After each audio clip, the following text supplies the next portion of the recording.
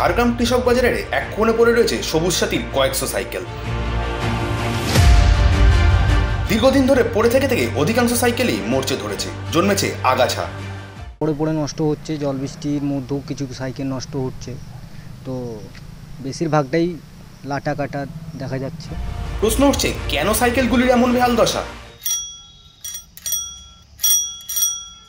সাইকেলের অবস্থা খুবই খারাপ। সাইকেলগুলো জনার্জীর্ণ অবস্থায় পড়ে রয়েছে, বাইরে জং লেগে গেছে, মূর্ছা লেগে গেছে এবং উপরে ডালপালা পড়ে একদম জাম হয়ে বসে আছে। এই সাইকেলগুলো বাচ্চাদেরকে দেওয়া হচ্ছে এবং এই সাইকেলগুলো যখন বাচ্চারা নিয়ে যাচ্ছে, এগুলো তো চালানোর মতো পরিস্থিতিতে নেই। ওই অভিভাবকরা তখন যখন দোকানে নিয়ে যাচ্ছে, দোকানে বলছে 500 টাকা 700 টাকা চার্জ লাগবে, এগুলো সব বল বেয়ারিং লাগাতে হবে, গ্রিস করা নেই সাইকেলগুলো, টাল ভাঙানো নেই। তখন ওই অভিভাবকদের ওই টাকাটা সামর্থ্য নেই, ওনারা বাড়িতে এনে সাইকেল ফেলে রেখে কিছুদিন পরে 800 টাকা 1000 টাকা 1200 টাকায় বিক্রি করছে। এটাই সবুজ সাথী প্রকল্প। সবুজ সাথী মুখ্যমন্ত্রীর স্বপ্নের প্রকল্পগুলির অন্যতম।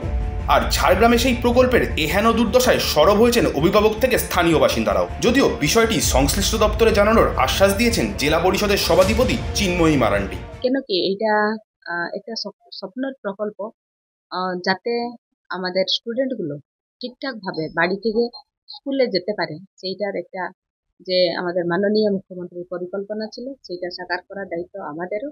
আর আমরা অবশ্যই দপ্তরকে জানিয়ে আমরাও দেখো যাদের যাদের রেজিস্ট্রেশন হয়েছে, যারা পাইনি তাদেরকে যদি সেই সাইকেলগুলো মুহৈয়া করা যায়, তাহলে আমরা অবশ্যই সেটা চেষ্টা করব।